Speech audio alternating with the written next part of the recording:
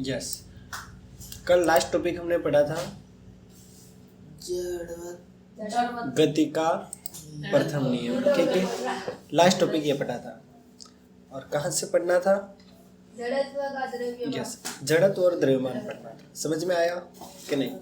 हमने देखा था कि कोई भी वस्तु होती है वो क्या करती है, मतलब अपनी स्थिति में परिवर्तन का विरोध करती है। कल ये चीज़ हमने अच्छे से समझ ली थी। क्लियर? बिल्कुल। अब ये जो वस्तु का गुण होता है, इस गुण को हम किस नाम से जानते हैं? जड़त्व के नाम से जानते हैं। ये बात समझ में आ गई कि नहीं?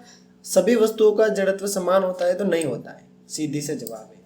क्योंकि ये जो जड़त्व का जो गुण होता है ये निर्भर करता है उस वस्तु के मात्रात्मक रूप में जो द्रव्यमान होता है उस पर निर्भर करता है। यानी कि जड़त्व को हम उसके द्रव्यमान के अनुसार माप सकते हैं।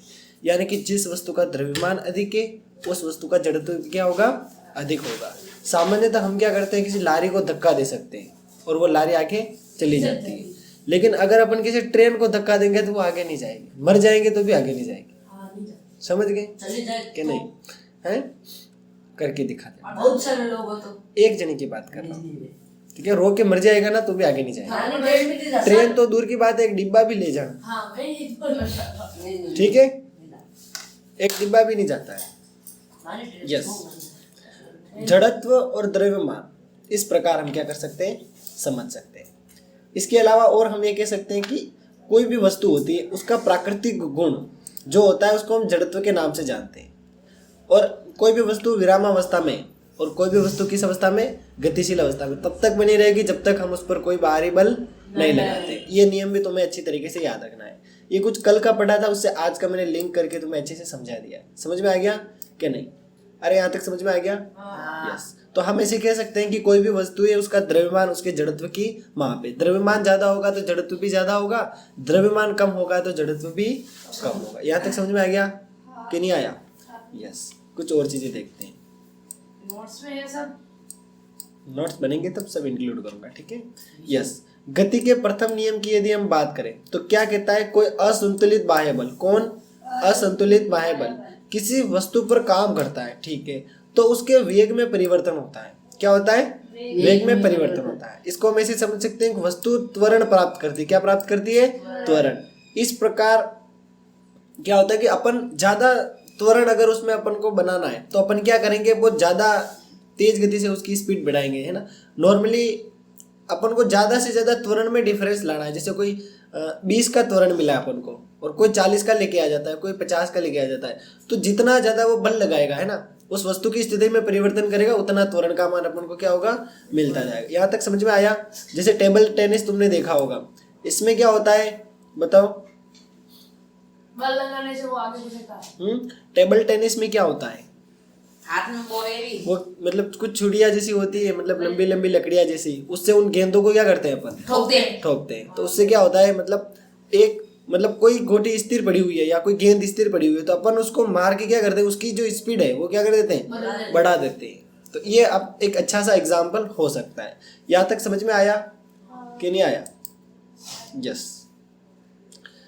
अब दूसरे नियम की बात कर रहे हैं ना, गति का दूसरा नियम। इसमें बता रखा है जिसे सड़क के किनारे खड़े किसी ट्रक से कोई दुर्घटना नहीं होती, बिल्कुल नहीं होती। कम गति से कोई मतलब ट्रक चल रहा है बिल्कुल कम गति से, तो उससे कोई व्यक्ति क्या होता है, मर सकता है या समाप्त हो सकता है। भले धीरे चल रहा है ट्रक, लेकिन कोई उससे ठोका गया, एक्सीडेंट हो गया तो क्या होगा, मर जाएगा आदमी। लेकिन खड़े ट्रक से कोई नहीं टकरा सकता है। कोई तेज गति में है ना तो वो टकरा सकता है, कोई चल के जा रहा है वो ट्रक से नहीं टकरा सकता है। आके फूटे डिवाइड तो मरेगा नहीं, ठीक है। अरे कुल मिला के मरेगा नहीं, जिंदा रह जाएगा। ऐसे जा रहा है, फोन चलाते चलाते जा रहा है, आगे ठुका गया तो भी मरेगा नहीं, क्योंकि ट्रक पड़ा हुआ है। ये ट्रक आ रहा होगा तो उसका फोन ही नहीं मिलेगा ना, वो ही नहीं मिलेगा। तो ये एक एग्जाम्पल है मतलब गति के दूसरे नियम का, ठीक है। कुछ और चीजें इसमें दे रखी है, जैसे वस्तु द्वारा उत्पन्न जो भी प्रभाव होता है वस्तु के द्रव्यमान और वेग पर निर्भर करता है। यदि इस प्रकार किसी वस्तु को त्वरित किया जाता है तो अधिक वेग प्राप्त करने के लिए अधिक बल की आवश्यकता होती है। या फिर सरल भाषा में इसे कह सकते हैं कि वस्तु के द्रव्यमान और वेग से संबंधित एक महत्वपूर्ण राशि जिसको हम संवेग के नाम से जानते हैं। संवेग किसे कहते हैं बताओ? संवेग किसे कहते हैं? संवेग किसे कहते हैं बताओ? द्रव्यमान और वेग का रिलेशन जो होता है उसको हम संवेग के नाम से जानते हैं। किसका? वेग। द्रव्यमान और वेग, समझ में आया? हाँ द्रव्यमान और वेग, वेग में दिशा होती कि नहीं होती? होती है। होती है। हाँ, तो याद वेग रखो, को किससे दर्शाते? वेग में दिशा होती है। V से, U से Yes. दर्शाते। अब संवेग जो होता है उसको P से दर्शाते हैं, द्रव्यमान को M से दर्शाएंगे और V को किससे दर्शाएंगे बताओ? वी। हाँ, अंतिम क्या है? वेग। V से किसको दर्शाएंगे? अन्य। वेग को दर्शाएंगे सिर्फ। तो अब अपन को संवेग अगर निकालना है, क्या निकालना है? संवेग। संवेग। तो द्रव्यमान का गुणा किससे कर देंगे? समझ। वेग से कर देंगे। द्रव्यमान का गुणा वेग से कर देंगे, हमें मिल जाएगा संवेग। वापस सुनना ये कुछ समझ नहीं आया। अपन को संवेग चाहिए, क्या चाहिए? संवेग। अब कोई भारी चीज है ना, उसमें द्रव्यमान ज्यादा है तो संवेग भी ज्यादा मिलेगा, और द्रव्यमान कम है तो समझ समझ। तो अपन ऐसे कह सकते हैं कि एक तो द्रव्यमान, दूसरा वेग, द्रव्यमान और वेग, इन दोनों का गुणा करके अपन क्या ला सकते हैं? संवेग। जब कभी संवेग पूछेगा तो बस गुणा करना है, जो भी दो राशियां दे रखी होगी उनका क्या करना है? गुणा, उत्तर आ जाएगा। फॉर्मूला याद रखो नहीं रखो, लेकिन ये कॉन्सेप्ट याद रखना। किसका गुणा करेंगे भावना? गुणा किसका करेंगे? बता ना, गुणा किसका करेंगे? अभी क्या समझाया मैंने? कभी कभी क्या होता है, मैं उन बच्चों को पढ़ाता हूँ ना, एनएमएस वेग से संवेग का अरे गुणा सुन लो, करेंगे। सुन लो, वो क्या नींद काटते आते एक आधे। तो मैं जैसे प्रश्न नंबर 5 पढ़ रहा हूँ ना, 5 पढ़ा, वो मतलब कहीं भी कोई जोर से बोल जाता है, क्या बोल जाता है, या ऐसे कह सकते हैं कि वो कुछ नींद में रहते हैं, है ना, या कुछ बातें करते हैं। तो मैं क्या करता हूँ, क्वेश्चन नंबर 5 मैंने पढ़ाया, 5 पढ़ाते सीधा 7 ले लेता हूँ। वो उत्तर किसका बोलते हैं? 6 का। समझ गए? तो फिर उनकी नींद खुल जाती है। जो एक्टिव होते हैं वो सोचते हैं अरे यार ये क्या है, गलत बता दिया तुमने। तो भले उनका ऑप्शन सही है, सी ऑप्शन सही है, मान लेते हैं, लेकिन मैंने प्रश्न एक छोड़ के पूछ लिया, वापस मैं ऊपर वाला पूछता हूँ, वापस नेक्स्ट वाला में जाता हूँ। इससे क्या होता है कि वो एक्टिव रहते हैं, सर यार कहीं जंप नहीं कर जाए, आपको ना दो। तो इससे वो एक्टिव रहते हैं। ये एक ट्रिक होती है कंसंट्रेट रखने का। पूरी कक्षा में? जैसे मान लेते हैं, हाँ, ये जैसे 2 बच्चे पीछे बात कर रहे हैं, ठीक है, और जैसे मैंने प्रश्न पढ़ान बात कर रहे हैं, उत्तर दे ही नहीं रहे हैं, एंड फॉर एग्जाम्पल मेरे सामने देख लिया तो ये बोलेंगे उस अगले प्रश्न का उत्तर 6 नंबर के बोलेंगे, जबकि मैंने प्रश्न 7 पूछा था। तो ऐसे में कभी कोई वैल्यू आती है, डिजिट आती है, तो वो किसी का नाम भूल जाते हैं, नाम होता है तो डिजिट भूल जाते हैं, तब उनको खुद को एहसास होता है कि हम क्या बोल गए। समझ गए? तो इस तरीके से उनका कंसंट्रेट रखना पड़ता है। तो उसमें से लगभग ऐसे मान सकते हैं कि 80% एक्टिव रहते हैं, उनको पता रहता है कि सर कहीं जंप नहीं कर जाए, ध्यान रखते हैं सर कहाँ पढ़ रहे हैं। तो कुल मिला के तुम भी एक्टिव रहो, ऐसे नहीं कि नींद निकालते रहो, ठीक है? हर जगह जाते हैं, नए नए एक्सपेरिमेंट करते हैं, नए नए चीजें सीखने को मिलती है। चलो अब आगे बात समझ में? अरे समझ में आ गई मेरी बात? हाँ, अब यशमित से प्रश्न पूछ लेते हैं। संवेग क्या होता है बेटा? संवेग जल्दी बता। देख समय बहुत कम रहता है और जल्दी जल्दी बता, आज पाठ पूरा करना है। हाँ, क्या पूछा मैंने? संवेग। हाँ, संवेग किसका गुणनफल है? किस किस का गुणा करेंगे तो संवेग मिलेगा? ये तो आ गया, ऐसा तो हो नहीं सकता, ये नहीं आया। किस किस का गुणा करेंगे तो संवेग मिलेगा? जल्दी बता। समय और समय को। समय तो है ही नहीं। तो अंकित बता, किस किस का गुणा करेंगे? है नहीं पता? अच्छा, जड़त्व क्या होता है? बस कंप्लीट है। जड़त्व क्या होता है तू बताएगा? बता। बहुत मार के भावना बता, जड़त्व क्या होता है? हाँ, मेरे को पता है, तुम नहीं पढ़ते हो, बातें करते हो ना, इसीलिए बाकी एक आधे बता देते। देख लिया रिजल्ट? इसको पूछो ना। हाँ देवीलाल, जड़त्व जड़त्व चलती हुई बस में ब्रेक लगाना और हम आगे खिसक जाते हैं। नहीं, ये जड़त्व नहीं होता है। जड़त्व का नाम बस का ब्रेक लगाना नहीं है। नहीं है। नहीं तो मैं बताऊँ, हम देखेंगे। चलो सुन लो मेरी बात। जड़त्व क्या होता है? कोई वस्तु अपनी कंडीशन में बनी रहती है, स्थिर है तो स्थिर ही बने रहना चाहती है, और गतिशील है तो गतिशील ही बने रहना चाहती है। इसको हम किस नाम से जानते हैं? जड़त्व के नाम से। एक और कंडीशन हमारे सामने आया है, संवेग। क्या आया है? संवेग। अब संवेग क्या होता है? वस्तु का द्रव्यमान और वेग, वस्तु का द्रव्यमान और वेग, इन दोनों का गुणनफल करेंगे तो अपन को क्या प्राप्त हो जाएगा? बस। अब ये बात किसको समझ नहीं आ रही है? एक बार वापस बोलना। वस्तु का द्रव्यमान, दूसरा वेग, यानी कि वो किस गति से जा रही है। दोनों का गुणा करेंगे तो अपन को क्या मिल जाएगा? सवेग। सवेग। अब ये बात किसको समझ में नहीं आई? हैं? क्या हुआ? एक बार सबको पूछो आप। एक बार हाँ बता बेटा, नहीं समझ ही नहीं आया मैंने क्या बोला? कुछ न कुछ बोला ना मुंह से। कोई उर्दू बोलता है ऐसे, कुछ तो समझ आता है ऐसे बोला। तो अब तू बता क्या बोला मैंने? कोई तो समझ में नहीं आया। समझना थोड़ी, जो बोला उसको रिपीट कर दे। आगे तो जल्दी बता, इम्पोर्टेंट है। संवेग से रिलेटेड प्रश्न पूछे जाएंगे, संवेग निकालना आना चाहिए तुम्हें। एकदम और हमसे तो जल्दी बताओ। केवल बताओ। हाँ बता।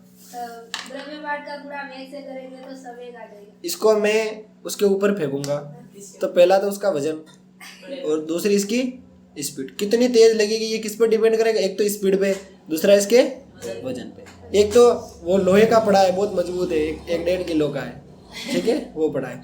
एक तो वो इसके मुंह पे मारूंगा तो ये चिपक जाएगा बीत के, और इससे मारूंगा तो कुछ नहीं होगा। अब तुम्हें क्या समझ आता है? एक तो इसको फेंकने की स्पीड, इसको अपन वेग से नाम से जानते हो, डायरेक्शन भी है, उस डायरेक्शन में फेंकूंगा, ठीक है।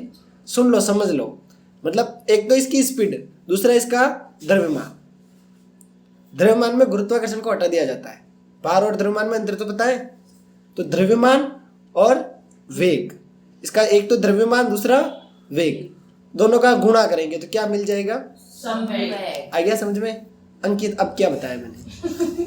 अब ये समझा देगा, देखना पक्की बात है। वेग और संवेग का गुणा करेंगे। संवेग का गुणा थोड़ी करेंगे, संवेग तो चाहिए अपन को। संवेग प्राप्त करने के लिए क्या करेगा? संवेग प्राप्त करने के लिए क्या करेगा? वेग का गुणा हाँ किससे करेगा? समय से। समय तो बताया नहीं, अभी कहा था समय में। संवेग से। वेग का गुणा था। अरे नहीं, तुम मत बोलो, इसको सोचने दो, ये बता देगा। वेग का गुणा किससे करेगा? जल्दी बता, वेग का गुणा किससे करेगा? तू बता रहे किससे करेगा? किससे करेगा बता। संवेग से। अब देखना इसकी कितनी जोर से लगती है, इससे इसको उत्तर आ जाएगा। संवेग से वेग से गुणा करेंगे हैं? तो संवेग से वेग गुणा। संवेग तो ज्ञात करना। वेग और द्रव्यमान। हाँ, वेग और द्रव्यमान दोनों का गुणा करेंगे तो क्या मिलेगा? संवेग। यस। अब किसको समझ नहीं आया? भावना आ गया समझ में? यस, ये कॉन्सेप्ट याद रखना, ठीक है। नेक्स्ट कुछ और चीजें दे रखी है। संवेग का एसआई मात्रक अगर हमें पूछे तो हम क्या बताएंगे? Kilogram metre. क्या बताएंगे? किलोग्राम। किलोग्राम मीटर से इसका- -1 ये से बोल रहा है कि संवेग जो है कौन? संवेग। इसका एसआई मात्रक यदि हमसे पूछते हैं तो हम क्या बताएंगे? किलोग्राम मीटर प्रति सेकंड। समझ गए? इसका इसमें सिंबल भी दे रखा है केजी एम एस इनवर्स। समझ गए कि नहीं? यहाँ तक समझ में आएगा बेटा कि नहीं? असंतुलित बल के प्रयोग से इस वस्तु के वेग में अपन परिवर्तन कर सकते हैं, और ये बल संवेग को भी क्या करता है? परिवर्तित कर देता है ना। ये चीजें कुछ दे रखी है। असंतुलित बल यानी मतलब जैसे कोई ट्रक जा रहा है ना, पीछे से कोई एक और गाड़ी आती है, वो उससे और भारी होती है, एक्सीडेंट हो जाता है, तो जो आगे जो गाड़ी जा रही है उसकी स्पीड और बढ़ जाती है। इससे क्या पता लगता है? वो जो बल लगाना असंतुलित लगा। कौन सा? असंतुलित। इससे क्या हुआ बताओ? मतलब ऐसे कह सकते हैं कि और उसका जो स्पीड है वो क्या हुई? बढ़ गई। एक्सीडेंट होते हैं ऐसे, होते कि नहीं होते? होते हैं सर। अपन जब कभी देखते ना, अरे यार वहाँ एक्सीडेंट हो गया, और कभी रास्ते में जाते देखते हैं, तब हमें वैसे ही थोड़ी थोड़ी फिजिक्स समझ आ जाने लग जाती है। अच्छा इधर से एक्सीडेंट हुआ, अच्छा इधर से आ रही थी, अच्छा ये तेज आ रही थी तभी एक्सीडेंट हुआ। तो ये चीजें काम आती हैं। एक बात मानो, एक होता है वो कैसा कैसा है, ये चूहे तुम। अरे अरे रुक जा। अरे देख, इसको कितनी कितनी घटनाएं याद आने लग गई। और सर अच्छी बात है घटना याद। एक बात मैं बोलूं। हाँ पहले इसके सुन लेते हैं। हाँ बता। हाँ सब ठीक है। डबल सर एक डबल में ऐसा क्या था यो, एक मैडम हाँ जो के नाम है स्कूटी पे मोटरसाइकिल पे जो कागड़ो देने बाबा बेटा बा मोटरसाइकिल पे आगे हम लोग हम लोग देखो जो के नाम सही रहा पासो काम वाला है छोटी मोटरसाइकिल जो मोटरसाइकिल तो बड़ी उन्होंने टांगा उसमें पीछे जी और आगे गाड़ी की स्पीड बड़ी की बात आधा किलोमीटर तक चली गई बस आगे दो लोग का पेट्रोल लगे मोटरसाइकिल पे कुछ समझ ही नहीं आया। कुछ समझ ही नहीं आया। वो मोटरसाइकिल है उसके वो कार बचाना नहीं तो उसकी बाइक की गाड़ी स्पीड बढ़ गई पलटी कर दी। हाँ तो इसका उदाहरण बिल्कुल सही है। हाँ स्पीड बढ़ गई, जो आगे दो डोकरा मोटरसाइकिल में पेट्रोल के तो बीच में नाच रहा, जब आप मोटरसाइकिल में बचती डोकरा आगे जाके वरना हाथ में मोटरसाइकिल मतलब जो वो मोटरसाइकिल चली गई जो बीच में से खिंचा के बीच में तू बता दे एक उदाहरण। उदयपुर इधर जो बस में रोपाल था, आगे नवी गाड़ी को लेने चलो आदमी, वो ट्रक पर हो बट बसे थी वो आगे जाएगी तो पूरी गाड़ी फूट दी। तो ये मतलब आज टॉपिक आया है अपने पास, इसीलिए अपन इसको पढ़ रहे हैं, बाकी ऐसे एग्जाम्पल नहीं आते। कभी किसी को बताएंगे ऐसे?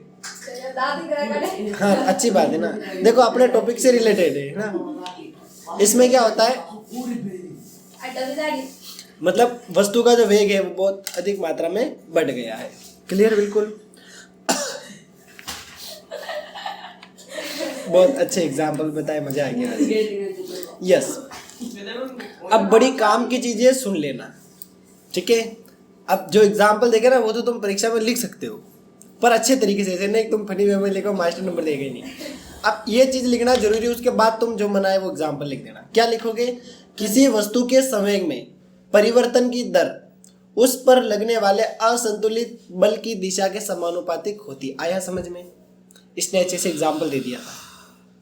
सुनना वापस, कोई भी वस्तु है उसमें उसके संवेग में परिवर्तन हो रहा है। संवेग कैसे निकालते हैं तो समझ में आ गया?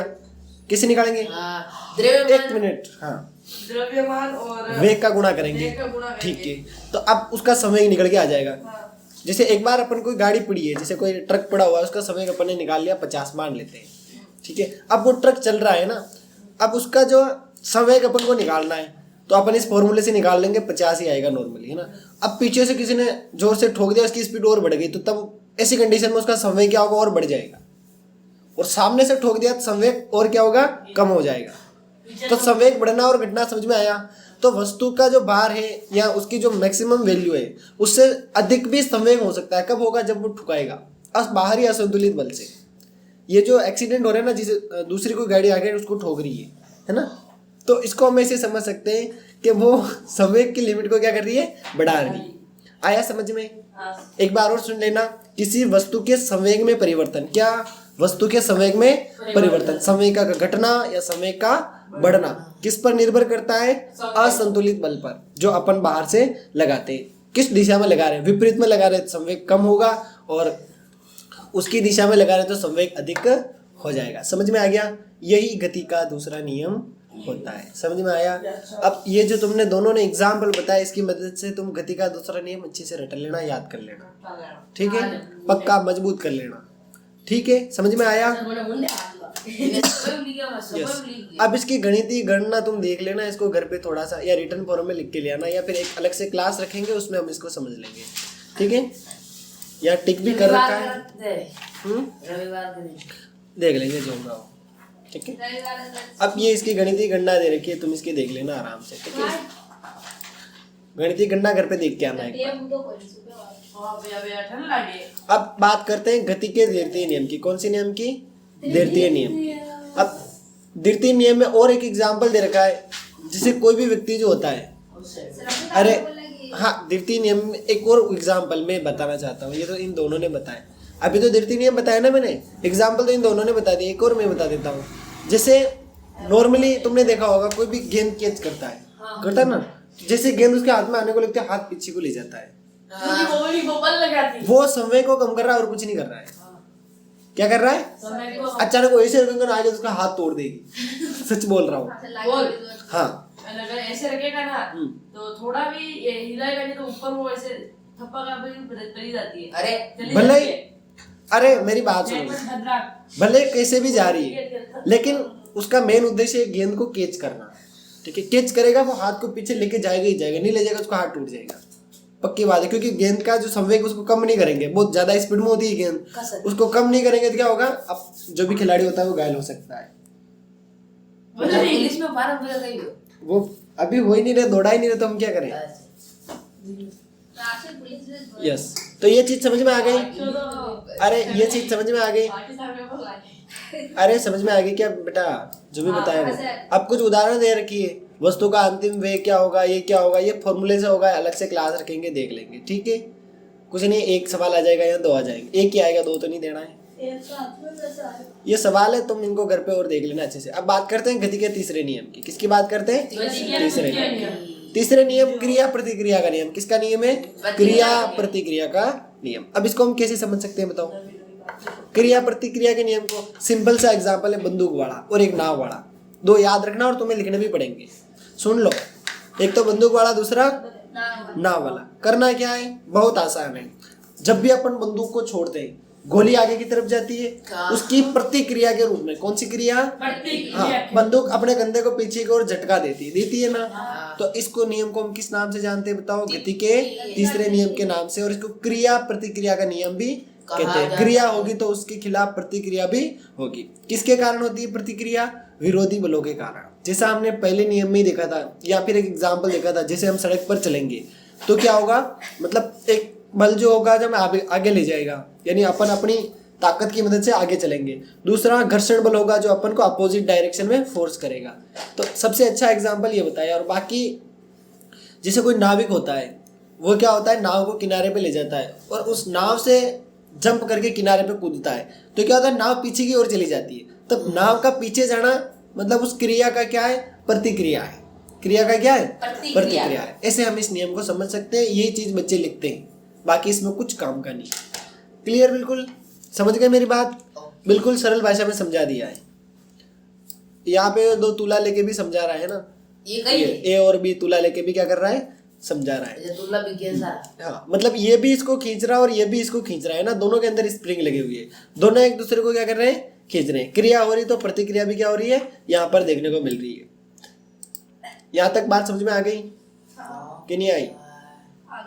जैसे यहाँ एग्जाम्पल भी दे रखा है ना, बंदूक की गोली छोड़ने की अवस्था में बंदूक द्वारा गोली पर आगे की ओर एक बल निरूपित किया जाता है। ठीक है, सही बात है। तो गोली भी क्या करती है?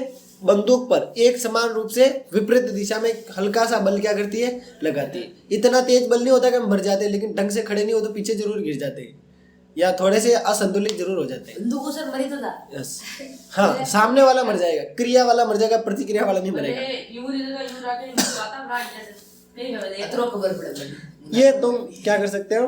इस प्रकार समझ सकते हो। देखो नाविक और दोनों एग्जाम्पल यहाँ दे रखे हैं, इनको कंठस्थ कर लेना, अच्छे से समझ लेना। ठीक है, ये गति के तीसरे नियम से संबंधित है। समझ गए मेरी बात कि नहीं? हाँ, अब इसमें कुछ काम का नहीं। ये दोनों लड़कियां कुछ ले रहे कुछ दे रहे, ये कहीं नहीं लिखना पड़ेगा। सारांश लिख के लाना है। अब आगे दे रखा है, आपने क्या सीखा ये तुम कंप्लीट कर लाओगे। ठीक है, 20 तारीख से पहले पूरी संभावना है कि तुम्हें सारे नोट्स मिल जाएंगे, जितने भी लेसन पढ़े इस ये भी इंक्लूड है। कल इसकी नोट्स की क्लास हो जाएगी, कल से तुम्हें नोट्स मिलना धीरे धीरे स्टार्ट हो जाएगा। हाँ, ठीक है, समझ गए मेरी बात? अरे बात समझ गए? यस।